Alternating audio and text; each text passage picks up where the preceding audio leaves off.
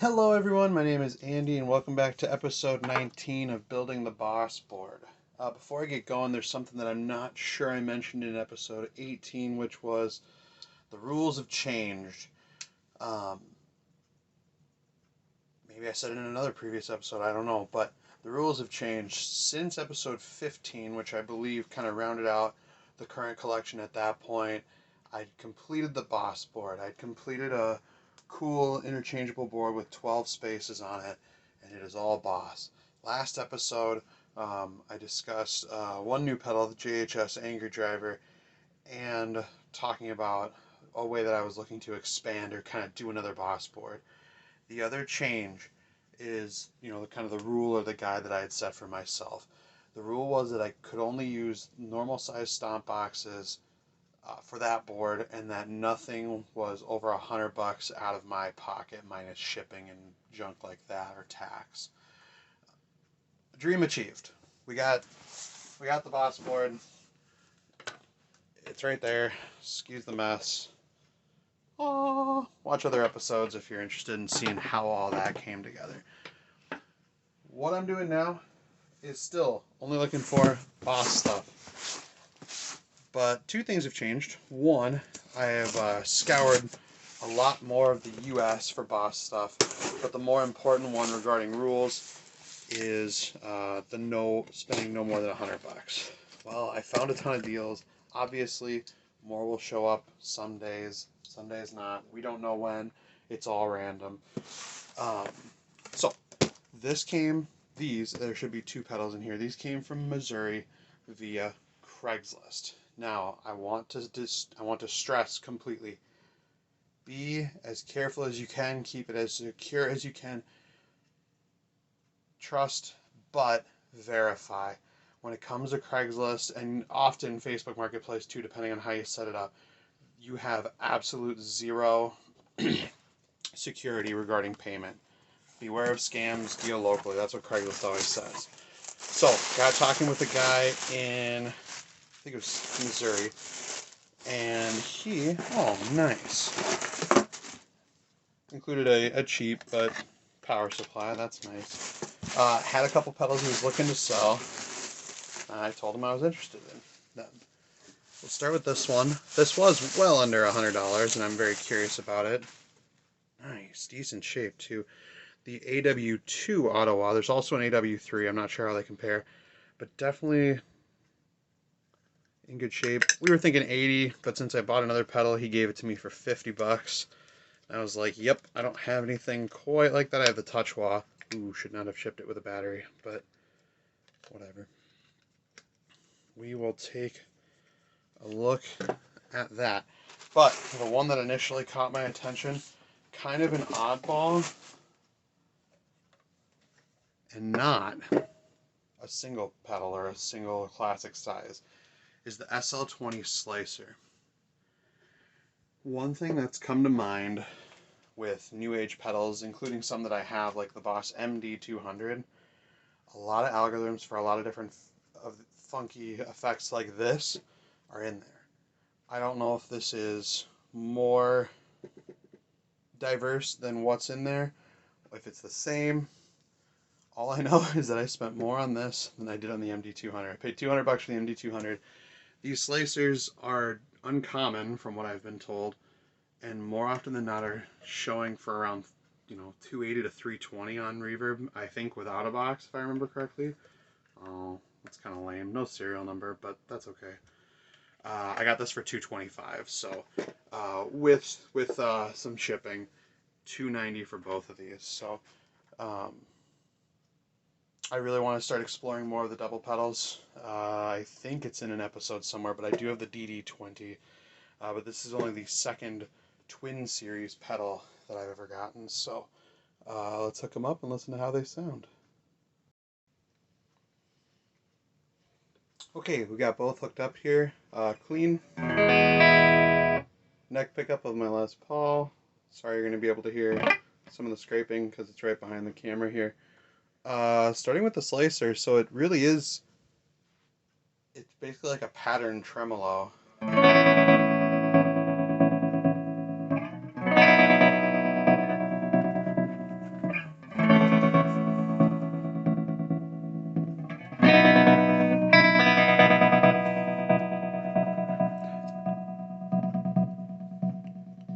set the direct and effect level. So you can make it kind of a wet, dry kind of thing. Make it, focus it more on the pattern, but I'm not going to worry too much about that. But it's how you shape it. So how it can attack. Do you see these two goofy lines here? Those aren't scratches, they're part of the pedal. Kind of coming in warm or coming in hot, basically, or sharp. So if we stay on this pattern,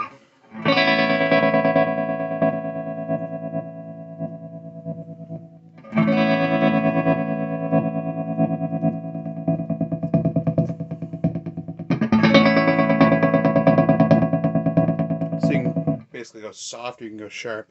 And then these two lines, the more space in the upper box there, basically how much muting versus how much sound.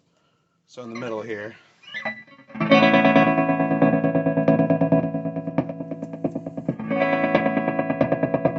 less sound or less pulses, I guess. Yeah, okay, so less dead space between the sounds, or the cuts.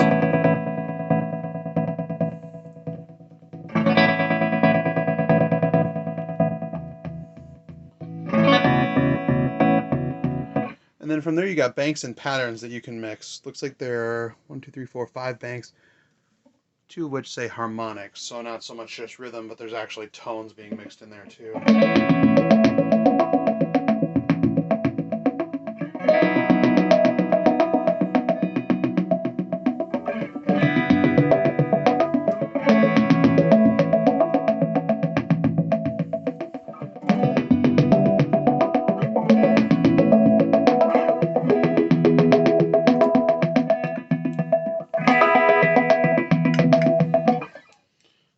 Let's go to bank 1.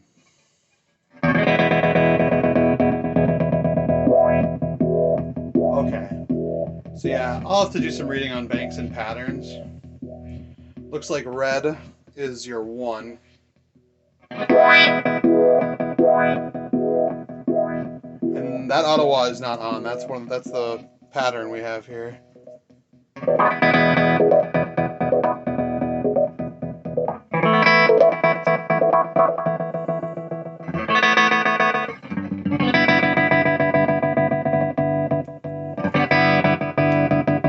So there's some pretty simple pulsing stuff in there too.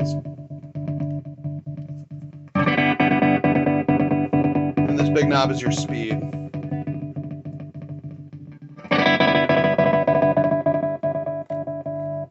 That light doing the beats is pretty cool.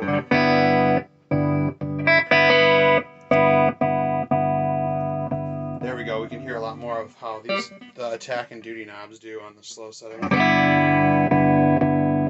So the cutouts are way smaller this direction.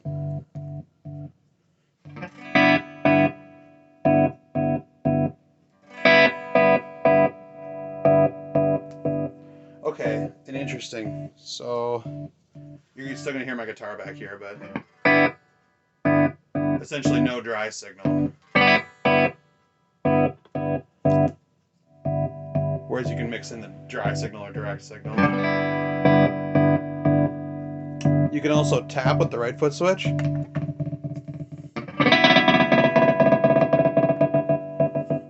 Which is pretty cool, tap on demand. Looks like you can also loop here.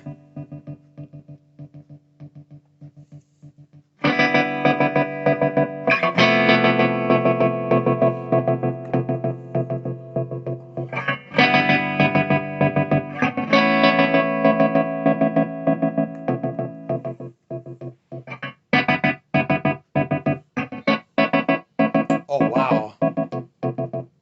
And that's not going to include your dry signal.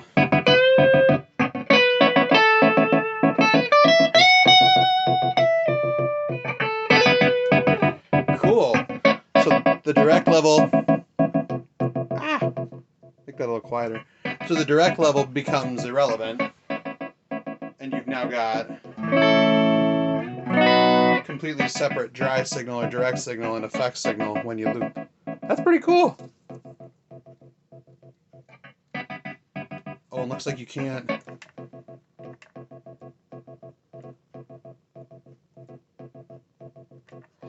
Okay, so the tap is disabled, and you can start the loop over by tapping this one.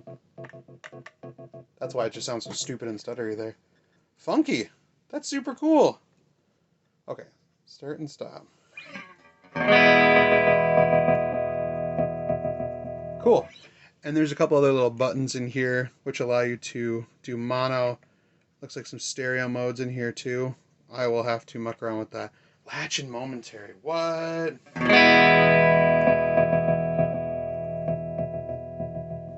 Cool. So you can just bring them in for just stuttery patterns wherever you want. Or on and off. Cool. Alright, we're going to move on to the Ottawa. Oh, man. So, I still have to get an MD500, but the MD200, if you're familiar with that series at all, great. If not, go check them out. Great pedals. Definitely require a manual to get the full function out of them. And understanding each of those effects and different parameters. I like stuff like this where it's just all labeled. Maybe I still have to use the manual to learn like how this button works and all these lights, because I'm not doing anything with them. And I don't know what they are. So I'll have to do that. But anyway, wicked pedal. Ottawa.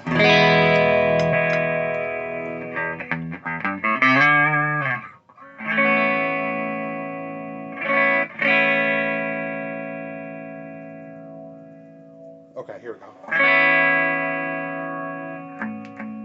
Maybe, maybe not.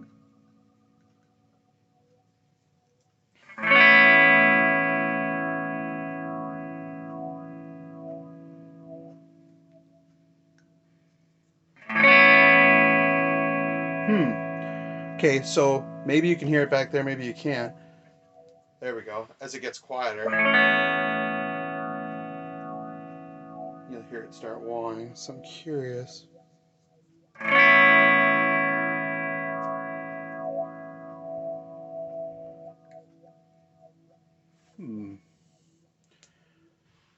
So for some reason it seems the harder I pick, so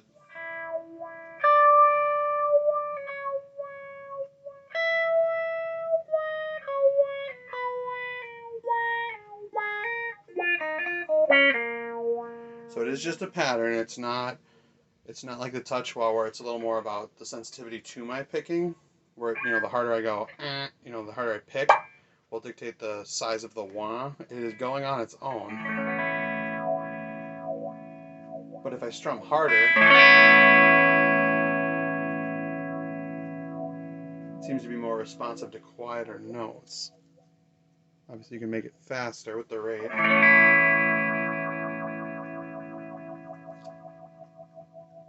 The depth, it's now not wahing so much.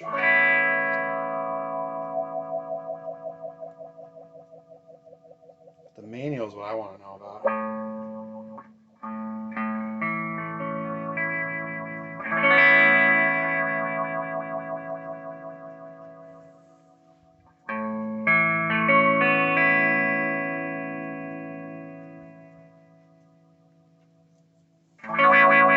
There we go. Oh, thank goodness. Okay. Sensitivity all the way down, and you've got wah to work with. I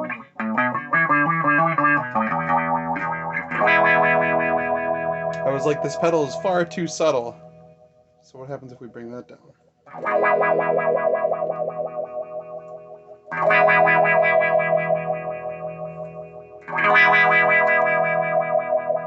That one's called manual. I'm not really sure what it does. Seems to be like some lows kind of being added when it's lower. So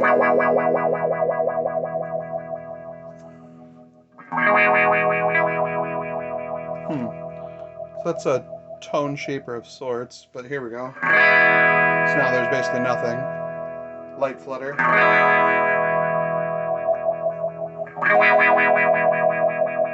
Fairly insane.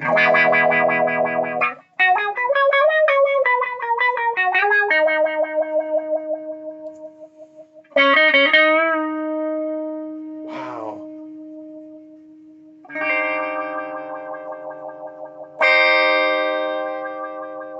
You hear that? How when I strum harder, it takes a while for it to kind of come back in. I mean,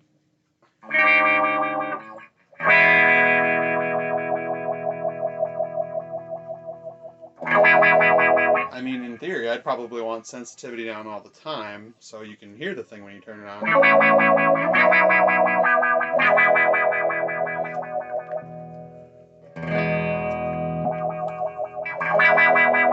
Huh.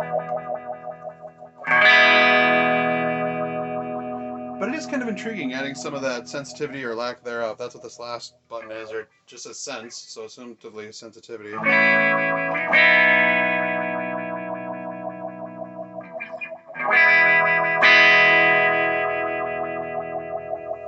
Interesting. I I guess it's interesting so you can blend it in as more of a background noise, but I mean, I pretty much just want it on or off.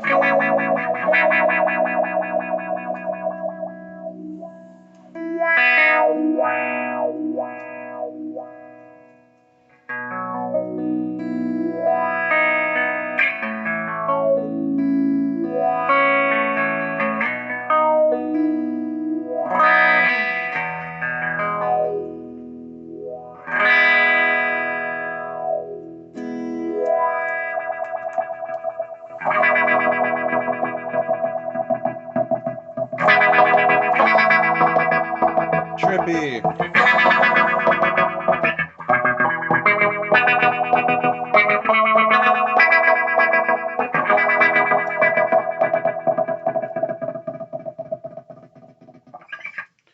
Unlike the DD20, you have no idea how fast that really is. You'd have to clap that out yourself and figure it out, or tap it.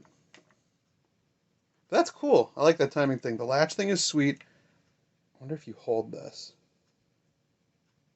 The other thing that's relevant is maybe because this says, oh, it literally says stereo on it.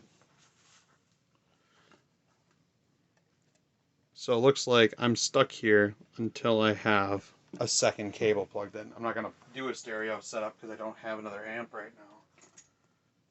But if I just plug another cable into it,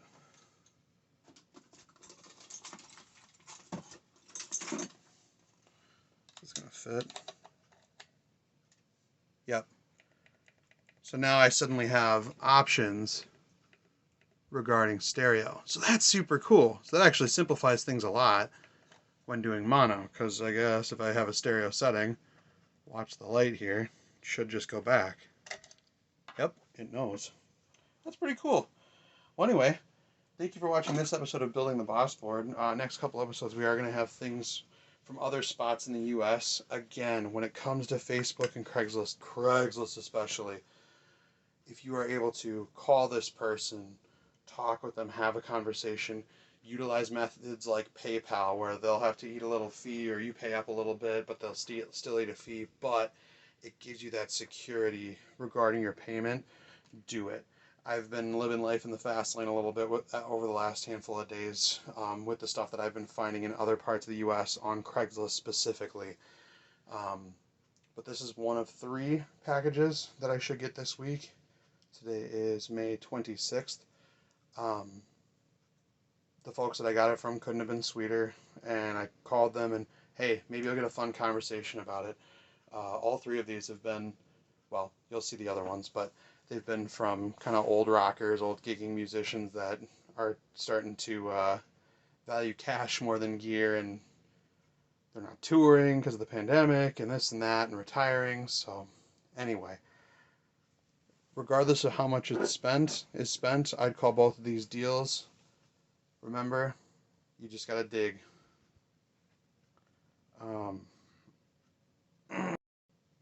You just gotta search around. Google will only get you so far. Craigslist, Facebook, Pawn America is a place that, even if there's not one in your area, they will ship. That's kind of an oddball one. Mercari is something I've looked at recently. Haven't found any deals on there. In fact, everything seems to be very highly priced, but it's kind of a eBay, Facebook, Craigslist sort of marketplace. But anyway, keep yourself secure with your payments. Don't get scammed. Find good deals. Rock on. I'm still coming up with a catchphrase. We'll see you later. Like, comment, subscribe. Bye.